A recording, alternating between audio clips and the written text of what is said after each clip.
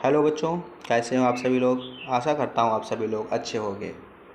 मैं पंकज कुमार वर्मा आप सभी का हार्दिक स्वागत करता हूँ आपके अपने यूट्यूब चैनल जेएमडी क्लासेस में। और आज मैं हाजिर हूँ आपके लिए एक नई वीडियो के साथ। आज की हमारी जो वीडियो है वो कक्षा 12 के बच्चों के लिए। कक्षा 12 की जो इंग्लिश की बुक है जिसके हम पहले चैप्टर का अध्ययन कर रहे हैं, जिसका नाम है द लास्ट लेसन। आज हम इसको कंटिन्यू करेंगे और इसका जो है आज हम बच्चों के लिए पार्ट 4 लेकर आए हैं, क्योंकि पीछे के 3 पार्ट जो हैं वो हम लोग अध्ययन कर चुके हैं। और जिन बच्चों ने वो पार्ट नहीं देखे हैं, फर्स्ट सेकेंड थर्ड, वो हमारे चैनल के डिस्क्रिप्शन बॉक्स में जाएं, वहाँ पर तीनों पार्टों का लिंक जो है वो मिल जाएगा। वहाँ पर जाएं, क्लिक करें और उनको अवश्य देखें, ताकि बेहतर तरीके से हमें पूरा लेसन जो है वो समझ में आए। या फिर हमारे चैनल की प्लेलिस्ट में जाएं, वहाँ पर तीनों पार्ट मिल जाएंगे, वहाँ से भी बच्चे देख सकते हैं। तो शुरू करते हैं आज की क्लास, आज का पार्ट। तो पिछले पार्ट में हमने बच्चों यहाँ तक अध्ययन कर लिया था। पिछले क्लास में हमने बच्चों यहाँ तक अध्ययन कर लिया था कि जब उसे पता लगता है कि अब हमारे टीचर जो हैं वो आज उनका आखिरी लेसन है, छोटे जो बच्चा होता है लिटिल फ्रेंच जिसका नाम होता है, जब उसको पता लगता है तो वह बहुत निराश होता है, बहुत परेशान होता है। और वो सोचता है कि काश मैंने पहले पढ़ लिया होता, इस लैंग्वेज को मैंने सीख लिया होता। अब हमारे टीचर नहीं होंगे तो हमें कौन पढ़ाएगा। और बहुत ही परेशान होता है। और वह यह भी समझ जाता है कि पूरे स्कूल का माहौल जो है वो बहुत बदला सा है, तो इसका कारण क्या है। तो उसे अब पता लगता है कि इसी के कारण पूरे स्कूल का माहौल जो था वो बदला हुआ था, क्योंकि जो एम हेमल जो थे वो उनका लास्ट लेसन था उस दिन। और पिछले 40 सालों से वो जो थे स्कूल में सेवा दे रहे थे। तो इसीलिए सारे गांव के लोग जो थे वो भी आए हुए थे उनको आभार व्यक्त करने के लिए, उनको विदाई देने के लिए, जो क्लास की पीछे वाली बेंचों पे बैठे हुए थे। तो बच्चों हम यहाँ तक अध्ययन कर चुके थे। तो चलिए अब बढ़ते हैं आगे। तो आज हमें यहाँ से अध्ययन करना है। योर पेरेंट्स, तुम्हारे जो पेरेंट्स जो थे, माता पिता जो थे, पेरेंट्स माने माता पिता, पेरेंट्स माने बच्चों माता पिता। Your parents were not anxious enough to have you learn. और तुम्हारे माता पिता जो थे वो भी इतने एनेक्सियस मतलब इतने उत्सुक नहीं थे, तुम्हारे माता पिता भी इतने उत्सुक नहीं थे कि तुम अच्छी तरीके से लर्न कर सको, अच्छी तरीके से अपनी पढ़ाई को जारी रख सको, अच्छी तरीके से सीख सको। क्यों नहीं थे? क्योंकि they preferred to put you to work, क्योंकि उन्होंने तुम्हें prefer to put you to work on a farm, क्योंकि उन्होंने तुम्हें किसी फार्म पर कार्य के लिए लगा दिया था कि जाओ वहाँ से कार्य करो जा करके। अगर वो लोग तुम्हारे प्रति उत्सुक होते तो तुम्हें कार्य पर थोड़ी ना भेजते, तो तुम्हें कार्य पर भेजने के स्थान पर वो तुमसे पढ़ाई करवाते। वो कहते नहीं तुम पढ़ो। लेकिन उन्होंने क्या किया, उन्होंने तुम्हें वर्क अर्थात कार्य पर भेज दिया। तो जब कार्य पर भेज दिया तो वो भी तुम्हारे प्रति बहुत सचेत नहीं थे कि तुम अच्छी तरीके से पढ़ सको। और और एन और एट द मिल, या किसी मिल पर लगा दिया। मिल मतलब जो कारखाने होते हैं, या किसी फॉर्म पर लगा दिया, या किसी मिल पर लगा दिया। किसके लिए लगा दिया? वर्क, कार्य करने के लिए। तो इसीलिए तुम जो थे वो मतलब अच्छी तरीके से नहीं सीख पाए, और तुम्हारे माता पिता जो थे वो भी इतना उत्सुक नहीं थे। So as to have a little more money, ताकि उन्हें सो एज टू हैव, ताकि उन्हें मिल सके ए लिटिल मोर मनी, मतलब कुछ ज़्यादा पैसा, मतलब कुछ थोड़ा सा पैसा भी उन्हें मिल सके। भाई तुम जब कार्य करोगे तो वहाँ पर कार्य के बदले हमें कुछ वेटेज मिलेगा, कुछ मजदूरी मिलेगी, कुछ पैसा मिलेगा। तो इसलिए तुम्हारे माता पिता ने तुम्हें वहाँ पर कार्य के लिए लगा दिया, कार्य पर भेज दिया, ताकि उन्हें कुछ पैसा मिल सके। एंड आई भी I have been to blame also, मैं भी अपने ऊपर इसका ब्लेम लेता हूँ। ब्लेम माने होता है बच्चों आरोप, ब्लेम माने आरोप। मैं भी मतलब इस बात का अपने ऊपर आरोप लेता हूँ कि मैंने भी तुम्हारी जो पढ़ाई जो थी उसको बेहतर तरीके से करने के लिए मैं भी मतलब इतना, मैंने भी बहुत सावधानी नहीं बरती, अर्थात मैंने भी ध्यान नहीं दिया। क्यों नहीं दिया? Have I not often have I not often, क्या मैंने प्रायः send you to water my flowers, क्या मैंने भी तुम्हें सेंड मतलब नहीं भेज दिया, सेंड तुम्हें नहीं भेज दिया, यू तुम्हें, टू वाटर माई फ्लावर्स अपने फूलों पर पानी देना, पानी देने के लिए। अर्थात मैंने भी तुम्हें बहुत बार जब तुम क्लास में आते थे तो मैं कहता था कि जाओ मेरे फूलों में पानी डाल मतलब डाल आओ जा करके। तो मैंने भी क्या किया, मैंने भी मतलब तुम्हें बार बार अपने फूलों में पानी डालने के लिए भेज दिया। इंस्टीट ऑफ लर्निंग, पढ़ने के स्थान पर, कुछ सीखने के स्थान पर मैंने भी तुम्हें अपने पेड़ों में पानी डालने के लिए भेज दिया। जो मेरे पौधे जो थे जिनमें फूल लगे हुए थे, तो उस कार्य के बजाय मैं क्या करवा सकता था तुमसे, मैं यह कह सकता था कि तुम पढ़ लो, लेकिन मैंने ऐसा नहीं किया। तो मेरा भी मतलब मैं भी दोषी हूँ कि तुम अच्छी तरीके से इसको नहीं सीख पाए, और तुम्हारे माता पिता हैं वो भी दोषी हैं। योर लेसन्स, तुम्हारे अपने लेसन्स को पढ़ने के स्थान पर मैंने तुमसे अपने फूलों में पानी डालने के लिए भेज दिया, तो इसलिए मैं भी अपने ऊपर आरोप लेता हूँ। एंड और व्हेन आई, और जब मैं wanted to go to fishing, wanted, wanted माने चाहना, जब मैं चाहता था, जब मेरा मन करता था, टू गो जाने के लिए, जब मेरा मन करता था जाने के लिए, फिशिंग, फिशिंग माने होता है बच्चों मछली पकड़ना, फिशिंग माने मछली पकड़ना, जब मेरा मन मछली पकड़ने का होता था तो मैं क्या करता था, did I not just give U A holiday, तो क्या मैं तुम्हें हॉलीडे नहीं करता था मतलब देता था। तो अर्थात जब मेरा मन मछली पकड़ने का होता था तो मैं तुम्हारी छुट्टी कर देता था, तुम्हें हॉलीडे अर्थात तुम्हें अवकाश दे देता था। तो क्या मैंने तुम्हारी छुट्टी नहीं कर दी थी भाई, जब मेरा मन होता था कहीं जाने का मछली पकड़ने का तो मैं तुमसे कहता था कि जाओ कल तुम्हारी छुट्टी है। तो इससे क्या हुआ, इससे तुम्हारी जो then from one things to another, फिर देन तब one, then from one things to another, फिर एक के बाद एक बातें मतलब एम हेमल जो थे करते गए, मतलब एक के बाद एक बातें जो थे वो करते गए इधर उधर की। M Hamel went on talk, went on to talk of the French language, और एम हेमल जो थे वो फ्रेंच लैंग्वेज अर्थात फ्रांसीसी भाषा के ऊपर बातचीत करते गए। टॉक, टू टॉक, टॉक मतलब बातचीत करना, एम हेमल जो थे वो फ्रेंच भाषा के ऊपर बातचीत करते गए। सेइंग, और उन्होंने कहा that it was the most beautiful, कि यह जो है इट वाज यह है द मोस्ट सबसे, ब्यूटीफुल सुंदर, तो उन्होंने कहा यह जो है वो सबसे सुंदर लैंग्वेज, लैंग्वेज माने भाषा, लैंग्वेज माने बच्चों भाषा, कि यह जो है सबसे सुंदर भाषा है। कौन सी, फ्रेंच लैंग्वेज, क्यों, क्योंकि वह फ्रेंच भाषा के अध्यापक थे।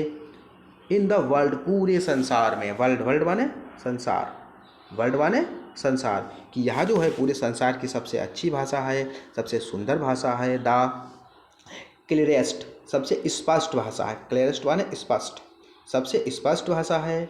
द मोस्ट लॉजिकल, और सबसे तार्किक भाषा है, लॉजिक माने तर्क, ठीक है, लॉजिकल मतलब तार्किक, सबसे तार्किक भाषा है। That we must guard it, that we must guard it, और हमें क्या करना है, इसको बचा कर रखना, गार्ड, गार्ड माने सुरक्षित, ठीक है, इट मतलब इसे, हमें जो है इस भाषा को बचा कर रखना है, इसको सुरक्षित रखना है। अमोंग अस, हम सब के बीच, अमोंग अस मतलब हमारे बीच, अर्थात हमारे बीच, हम सभी के बीच इस भाषा को हमें सुरक्षित रखना है, इसको भूलना नहीं है, क्योंकि यह हमारी नेटिव लैंग्वेज है, यह हमारी मातृभाषा है। एंड नेवर फॉरगेट इट, और हमें नेवर माने कभी नहीं, और हमें कभी भी इसे, फॉरगेट माने भूलना, हमें कभी भी इसे भूलना नहीं है, इसको बचा कर रखना है, यह हमारी मातृभाषा है और हमें कभी भी इसे भूलना नहीं है।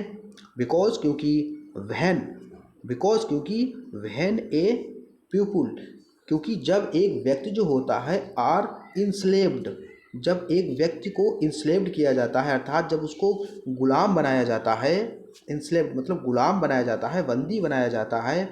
As long as they hold, as long as they hold fast to their own language, enslaved मतलब लोगों को गुलाम बनाया जाता है, लोगों को जितना, people are enslaved, when a people are enslaved, जब लोगों को गुलाम बनाया जाता है, जब लोगों को एक बंदी बनाया जाता है, as long as they hold, as long as they hold fast to their language, as long, और जितना लंबे समय तक, they hold fast to their language, वे अपनी भाषा पर पकड़ बनाए रहते हैं। दे होल्ड, वे पकड़ बनाए रखते हैं, फास्ट टू दियर लैंग्वेज, अपनी भाषा पर। अर्थात जितने लंबे समय तक हम अपनी भाषा को नहीं भूलते हैं, हम अपनी भाषा पर अपनी पकड़ बनाए रखते हैं, हम अपनी भाषा को अच्छी तरीके से पहचानते हैं। इट इज़ एज, यह ऐसा होता है, मतलब यह इस प्रकार होता है, इफ़, मानो यह ऐसा होता है, इफ़, यदि, they had to the key, मानो वह व्यक्ति, they had to the key, कि उसके पास की हो, की माने चाबी, की माने बच्चों चाबी, टू दियर प्रिजन, अपने प्रिजन में होता है बच्चों जेल। यह ऐसा होता है, मान लो जैसे कोई अपनी जेल में बंद है, कोई एक कैद खाने में बंद है, उसके पास उसकी चाबी हो, तो वो क्या करेगा, वो तुरंत उसको खोलकर भाग जाएगा। तो ऐसा ही होता है कि वह व्यक्ति जो अपनी भाषा पर बहुत लंबे समय तक पकड़ बनाकर रखता है, तो वह उसी प्रकार होता है कि वह उसी व्यक्ति की तरह होता है। मान लो जो व्यक्ति अपने एक किसी जेल में होता है, किसी कैद खाने में होता है, और उसकी चाबी उसी के पास होती है, तो वो उसी प्रकार होता है, अर्थात किसी भी परेशानी को वो समाधान उसका कर सकता है, कहने का मतलब है। Then he opened a grammar book, फिर उन्होंने एक ग्रामर बुक निकाली, अर्थात ग्रामर की पुस्तक को खोला, and read us our lessons, और हमारे लिए पाठों को उन्होंने पढ़ा। उन्होंने ग्रामर की बुक को खोला और हमारे लिए पाठों को पढ़ा। I was amazed, I was amazed to see, मैं यह देखकर बहुत अमेज्ड, मतलब बहुत आश्चर्यचकित था, टू सी, यह देखकर, how well I understood it, कि किस प्रकार, हाउ, हाउ वेल, कि किस प्रकार, आई अंडरस्टूड, अंडरस्टूड माने समझना, कि किस प्रकार उनके द्वारा पढ़ाई गई चीज़ या उनके द्वारा बोली गई चीज़ जो थी, जो शब्द जो थे, वो मुझे बहुत अच्छी तरीके से समझ में आ रहे थे। All he said seemed, all सभी, ही सेड उन्होंने कहा, seemed, all he said seemed so easy, मतलब उनके द्वारा कहे गए शब्द जो थे मुझे बहुत इजी लग रहे थे, जो भी वो बोल रहे थे हमारे अध्यापक, वो हमें बहुत इजी लग रहे थे, सो इजी, बहुत सरल लग रहे थे। अर्थात जब वो एक ही बार में कोई शब्द बोलते थे तो मुझे बिल्कुल तुरंत वह बात जो थी वो समझ में आ रही थी। आई थिंक, मैं सोचता था, टू, यह, मतलब मैं यह सोचता था, दैट, कि, I had never लिसेंड so carefully, कि शायद मैंने जो था इतना केयरफुली, इतनी सावधानी पूर्वक, केयरफुली माने सावधानी पूर्वक, आई हैड नेवर, नेवर माने कभी नहीं, नेवर माने कभी नहीं, अब लिसेंट माने सुनना, कि शायद मैंने इतना सावधानी पूर्वक उनकी बात को कभी सुना ही नहीं। अगर मैं पहले उनकी बात को सावधानी पूर्वक सुनता, बहुत ही ध्यान से सुनता, तो मुझे पहले भी समझ में आता। तो लेखक जो है, बच्चा जो है, वो यह सोचकर आश्चर्यचकित हो रहा है कि मैंने उनके द्वारा बोली गई बात को इतना सावधानी पूर्वक, इतना ध्यान से इससे पहले कभी सुना ही नहीं। एंड दैट, और यह भी हो सकता है, ही हैड नेवर एक्सप्लेन्ड, कि ही हैड, उन्होंने, ही हैड नेवर, उन्होंने कभी भी, एक्सप्लेन्ड मतलब इस तरीके से एक्सप्लेन नहीं किया, इस तरीके से नहीं समझाया। मैं यह भी सोच रहा था कि यह भी हो सकता है कि उन्होंने इतना अच्छी तरीके से कभी भी नहीं समझाया, नहीं समझाया। तो बच्चा जो था, वो छोटा, वो क्या कर रहा था, वो आश्चर्य में था। एक्सप्लेन, एक्सप्लेन माने होता है समझाना, व्याख्या करना, ठीक है। नेवर माने तो कभी नहीं। एवरीथिंग, प्रत्येक चीज, एवरीथिंग, प्रत्येक चीज, विद सो मच पेशेंस, इतना धैर्य के साथ, अर्थात प्रत्येक चीज, विद सो मच, इतने पेशेंस, पेशेंस माने होता है बच्चों धैर्य के साथ, अर्थात उन्होंने इतने धैर्य के साथ और इतनी अच्छी तरीके से इससे पहले मुझे कभी पढ़ाया ही नहीं, मुझे ऐसा प्रतीत हो रहा था। It seemed, it seemed almost as if the poor man wanted to give us, और इट सीम्ड, ऐसा प्रतीत हो रहा था कि ऑलमोस्ट, लगभग as if the poor man, कि जो हम बेचारे जो हमारे अध्यापक जो थे, almost as if the poor man, कि ऑलमोस्ट लगभग प्रत्येक चीज अर्थात प्रत्येक जो बात जो थी, द पुअर मैन हमारे बेचारे अध्यापक जो थे, मैन वांटेड टू गिव, वो वांटेड वो चाहते थे, टू गिव देना, अस हमें, अर्थात ऐसा प्रतीत हो रहा था कि वह अध्यापक जो हैं हमारे, वो प्रत्येक चीज हमें देना चाह रहे थे। ऑल ही न्यू, जो कि वह जानते थे। ऐसा प्रतीत हो रहा था कि जो भी हमारे अध्यापक जानते हैं वो प्रत्येक चीज़ हमें देना चाह रहे हैं, प्रत्येक चीज़ हमें बताना चाह रहे हैं। बिफोर गोइंग अवे, यहाँ से जाने से पहले, क्योंकि उस दिन उनका लास्ट लेसन था तो वहाँ से वो जा रहे थे, तो ऐसा प्रतीत हो रहा था कि यहाँ से जाने से पहले हमारे अध्यापक जो हैं, जो भी उनके पास ज्ञान है वो सारा ज्ञान हमें देना चाह रहे हैं। And to put it, and to put it all into our heads at one stroke, and it, to put it, और यहाँ put it all into मतलब उनके द्वारा बोली गई प्रत्येक जितनी भी चीज़ें जो थी, put it into all into our heads, वो हमारे मस्तिष्क में मतलब जा रही थी at one stroke, एक ही बार। अर्थात कहने का मतलब है उनके द्वारा बोले गए जो शब्द जो थे वो एक ही बार हमारे मस्तिष्क में जो थे वो आ रहे थे, अर्थात प्रत्येक चीज जो थी वो मुझे समझ आ रही थी। इसका कहने का मतलब यही है बच्चों कि उनके द्वारा बोली गई प्रत्येक चीज जो थी, प्रत्येक शब्द जो था वो एक ही बार मुझे समझ में आ रहा था।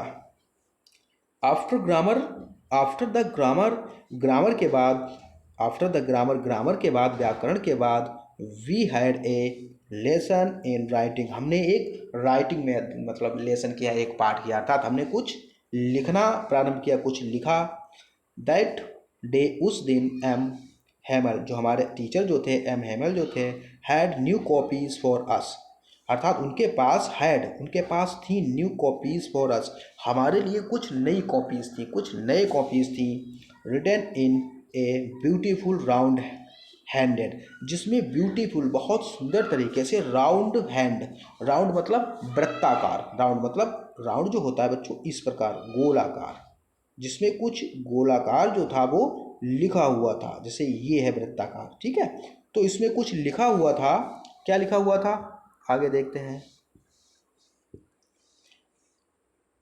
France, France else's, France else's, उसमें फ्रांस एल्सेस, फ्रांस एल्सेस लिखा हुआ था। किस प्रकार लिखा हुआ था देखते हैं। जैसे मान लो यह वृत्ताकार है तो यहाँ पे फ्रांस, ठीक है, यहाँ पे एल्सेस, यहाँ पे फ्रांस और यहाँ पे एल्सेस, तो इस प्रकार बच्चों लिखा हुआ था।